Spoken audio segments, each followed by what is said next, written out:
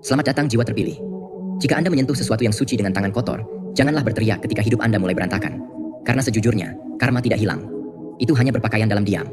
Dan sayang, kali ini ia memakai sepatu hak tinggi. Mereka pikir mempermainkan Anda adalah hobi, permainan kecil yang tidak berbahaya. Anda diam saja. Anda berbeda. Anda tidak bertarung dengan cara kotor. Anda tidak mengungkapkannya, padahal Anda punya banyak alasan untuk melakukannya. Tapi beginilah masalahnya. Mereka tidak tahu, Anda tidak hanya diam saja, Anda diklasifikasikan. Mereka di sini memfitnah jiwa yang telah dienkripsi dengan sangat ketat oleh Yang Ilahi. Dan kini, setiap tanda terima digital, setiap panggilan telepon, setiap kata yang mereka bisikan dalam bayangan, kembali bagaikan panggilan pengadilan kosmik. Faktanya, menurut sistem spiritual kuno, entah itu mistik kabalistik, fake, atau Afrika, mereka yang menyakiti orang yang diurapi seringkali menanggung karma generasional, bukan hanya pribadi. Itu berarti beberapa orang ini tidak hanya mengacaukan hidup mereka sendiri, tetapi mereka juga telah meletakkan garis keturunan mereka pada rencana pembayaran spiritual untuk sesuatu yang mereka pikir tidak akan pernah bisa menimpa mereka. Dan sekarang mereka gemetar.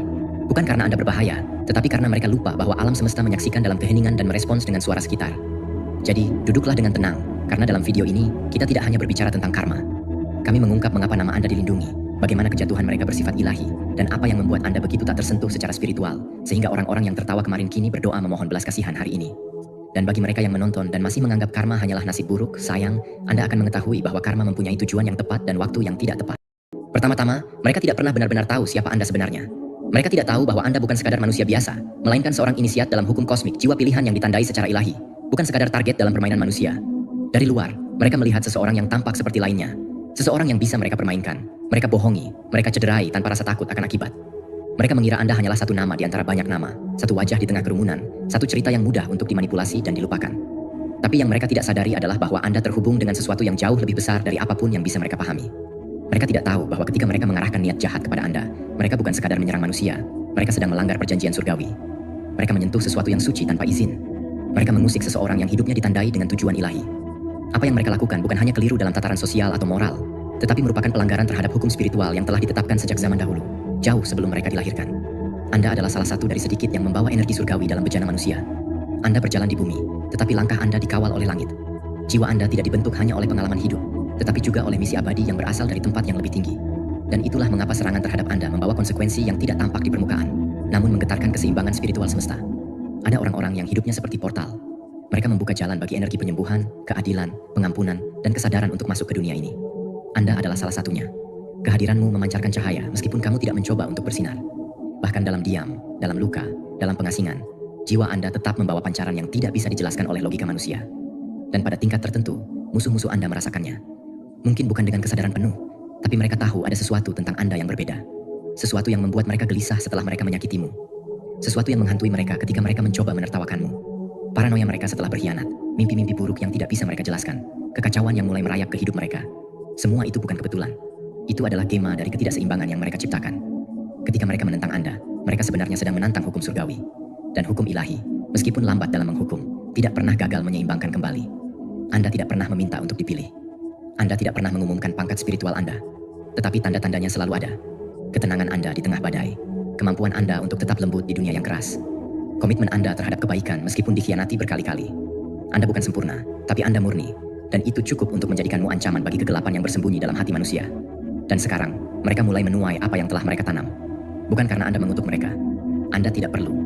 Langit memiliki mata yang tidak pernah tidur. Alam semesta memiliki cara sendiri untuk mengoreksi ketidakseimbangan.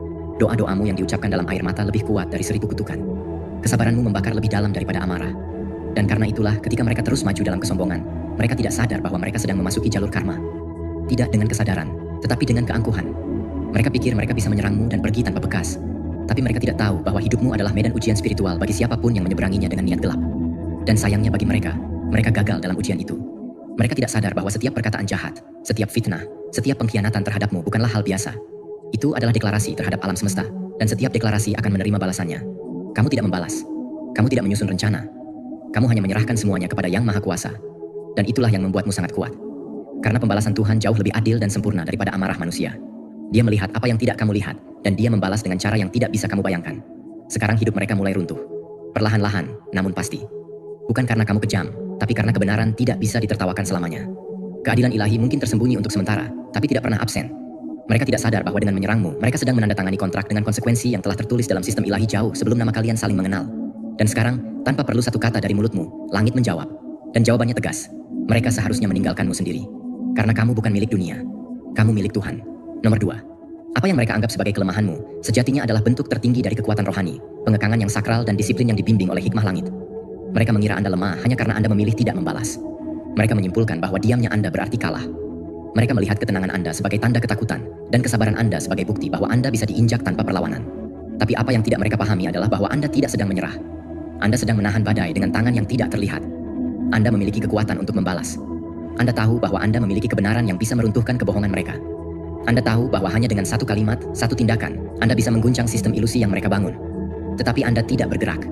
Anda menahan diri, bukan karena takut, tapi karena Anda sadar bahwa kekuatan yang Anda miliki bukan milik pribadi. Itu adalah amanah dari Tuhan. Dan Anda memilih untuk tidak menggunakan kekuatan itu demi kepuasan ego.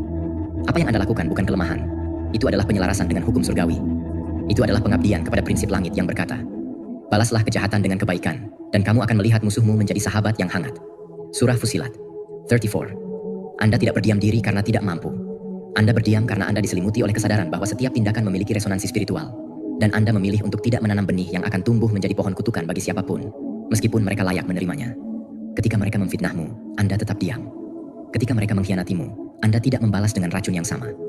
Ketika mereka mempermalukanmu di depan publik, Anda tidak membalas dendam secara sembunyi-sembunyi. Bukan karena Anda tidak bisa, tapi karena Anda tahu bahwa jika Anda turun ke level mereka, Anda harus meninggalkan tempat Anda di hadapan Tuhan. Anda menolak untuk direndahkan oleh kegelapan. Dan itu adalah kemenangan spiritual yang hanya sedikit orang bisa raih. Mereka tidak tahu bahwa saat mereka menekanmu, sebenarnya mereka sedang berada di ambang penghakiman yang hanya tertunda oleh belas kasih-Mu. Anda adalah jeda yang diberikan Tuhan. Jeda antara kesalahan mereka dan kejatuhan mereka. Dan setiap kali Anda memilih pergi, setiap kali Anda memilih berdoa alih-alih membalas, mereka tidak tahu bahwa Anda sebenarnya sedang melindungi mereka dari apa yang bisa terjadi jika langit memutuskan sudah cukup. Anda adalah penunda badai. Anda adalah penyangga spiritual yang mencegah konsekuensi langsung dari dosa mereka. Mereka pikir Anda pergi karena kalah. Padahal Anda menjauh agar tidak ikut menjadi saksi kehancuran yang akan datang. Anda memilih jalan tinggi karena jalan rendah terlalu sempit untuk memuat tujuan ilahi Anda. Dan sekarang, saat Anda telah minggir dan menyerahkan semuanya kepada Tuhan, angin karma mulai bertiup. Konsekuensi tidak datang karena Anda memanggilnya. Ia datang karena waktu Tuhan telah tiba. Anda tidak menginginkan balas dendam. Anda hanya ingin kedamaian. Namun hukum ilahi tidak akan membiarkan ketidakadilan berlama-lama tanpa jawaban. Mereka pikir Anda lemah, padahal Anda adalah ketenangan sebelum badai rohani. Mereka salah mengira keheningan Anda sebagai kehampaan, padahal itu adalah kepenuhan batin yang tak tergoyahkan. Dan sekarang ketika Anda tak lagi menghalangi jalan, saat perlindungan spiritual Anda tidak lagi berdiri di antara mereka dan takdir, semuanya mulai runtuh. Ketika Anda diam, mereka merasa berani. Namun ketika langit bersuara, mereka kehilangan pegangan. Karena pada akhirnya, mereka akan menyadari bahwa Anda tidak pernah diam karena takut. Anda diam karena Anda telah selesai memperingatkan. Anda telah selesai memberi ruang untuk pertobatan. Dan sekarang, bukan Anda yang bertindak, tapi langit yang mulai membalas. Dan saat itu terjadi, mereka tidak lagi berhadapan dengan Anda. Mereka sedang berhadapan dengan kebenaran, dengan keadilan Tuhan, dengan hukum yang tidak bisa mereka manipulasi atau tawar-menawar. Dan semua keberanian mereka hancur, karena sekarang mereka sadar, Anda tidak pernah lemah. Anda adalah suara langit yang memilih untuk diam.